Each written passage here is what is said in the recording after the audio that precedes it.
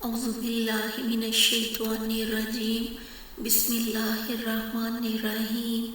سنن ابی داؤد حدیث نمبر 751۔ اس طریق سے بھی سفیان سے یہی حدیث گزشتہ سند سے مروی ہے۔ اس میں ہے کہ آپ نے اپنے دونوں ہاتھوں کو پہلی دفعہ اٹھایا، اور بعض لوگوں کی روایت میں ہے کہ ایک بار اٹھایا۔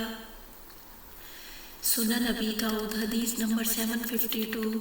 برا بن عازب رضی اللہ عنہ سے روایت ہے کہ میں نے رسول اللہ صلی اللہ علیہ وسلم کو اپنے دونوں ہاتھ اٹھاتے ہوئے دیکھا جس وقت آپ نے نماز شروع کی، پھر آپ صلی اللہ علیہ وسلم نے انہیں نہیں اٹھایا یہاں تک کہ آپ نماز سے فارغ ہو گئے۔ ابو داؤد کہتے ہیں یہ حدیث صحیح نہیں ہے۔ سنن ابی داؤد حدیث نمبر 753۔ ابو ہریرہ رضی اللہ عنہ کہتے ہیں کہ رسول اللہ صلی اللہ علیہ وسلم جب نماز شروع کرتے تو اپنے دونوں ہاتھ لمبے کر کے اٹھاتے۔ سنن ابی داؤد حدیث نمبر 754۔ زرع بن عبد الرحمن کہتے ہیں میں نے ابن زبیر رضی اللہ عنہ کو کہتے سنا، دونوں قدموں کو برابر رکھنا اور ہاتھ پر ہاتھ رکھنا سنت ہے۔ سنن ابی داؤد حدیث نمبر 755۔ عبداللہ بن مسعود رضی اللہ عنہ سے روایت ہے کہ وہ نماز پڑھ رہے تھے اور اپنا بایاں ہاتھ دائیں ہاتھ پر رکھے ہوئے تھے، تو نبی اکرم صلی اللہ علیہ وسلم نے انہیں اس کیفیت میں دیکھا تو آپ نے ان کا داہنا ہاتھ بائیں ہاتھ کے اوپر رکھ دیا۔ سنن ابی داؤد حدیث نمبر 756۔ ابو جحیفہ کہتے ہیں کہ علی رضی اللہ عنہ کا کہنا ہے کہ نماز میں ہتھیلی کو ہتھیلی پر رکھ کر ناف کے نیچے رکھنا سنت ہے۔ سنن ابی داؤد حدیث نمبر 757۔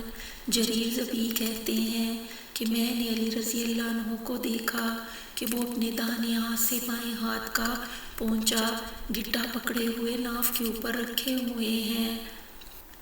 سنن ابی داؤد حدیث نمبر 758۔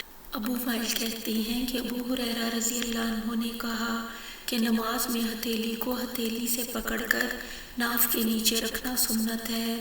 ابو داؤد کہتے ہیں میں نے احمد بن حنبل کو سنا، وہ عبد الرحمن بن اسحاق کوفی کو ضعیف قرار دے رہے تھے۔ سنن ابی داؤد حدیث نمبر 759۔ طاؤس کہتے ہیں کہ رسول اللہ صلی اللہ علیہ وسلم اپنا دایاں ہاتھ اپنے بائیں ہاتھ پر رکھتے، پھر ان کو اپنے سینے پر باندھ لیتے اور آپ نماز میں ہوتے۔ سنن ابی داؤد حدیث نمبر 760۔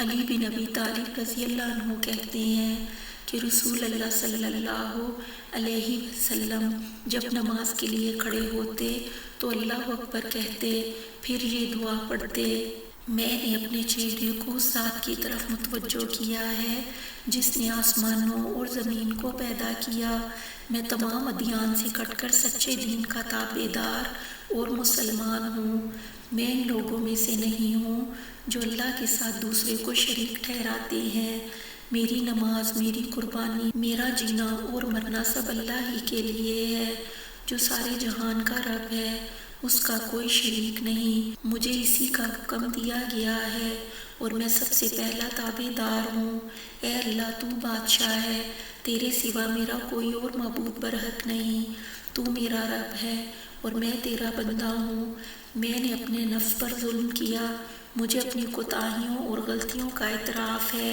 تو میرے تمام گناہوں کی مغفرت فرما، تیرے سوا گناہوں کی مغفرت کرنے والا کوئی نہیں، مجھے حسن اخلاق کی ہدایت فرما، ان اخلاق حسنہ کی جانب صرف تو ہی رہنمائی کرنے والا ہے، بری عادتوں اور بدخلقی کو مجھ سے دور کر دے، صرف تو ہی ان بری عادتوں کو دور کرنے والا ہے، میں حاضر ہوں تیرے حکم کی تعمیل کے لیے حاضر ہوں، تمام بھلائیاں تیرے ہاتھ میں ہیں، تیری طرف برائی کی نسبت نہیں کی جا سکتی، میں تیرا ہوں اور میرا ٹھکانہ تیری ہی طرف ہے، تو بڑی برکت والا اور بہت بلند و بالا ہے، میں تجھ سے مغفرت طلب کرتا اور تیرے حضور توبہ کرتا ہوں اور جب آپ صلی اللہ علیہ وسلم رکوع میں جاتے تو یہ دعا پڑھتے، اے اللہ میں نے تیرے لیے رکوع کیا، تجھ پر ایمان لایا اور تیرا تابع دار ہوا، میری سماعت، میری بصارت، میرا دماغ،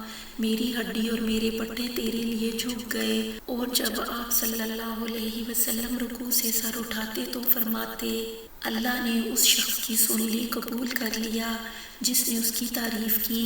اے ہمارے رب تیرے لیے حمد و ثنا ہے، آسمانوں اور زمین کے برابر اور جو کچھ ان دونوں کے درمیان ہے اس کے برابر، اور اس کے بعد جو کچھ تو چاہے اس کے برابر۔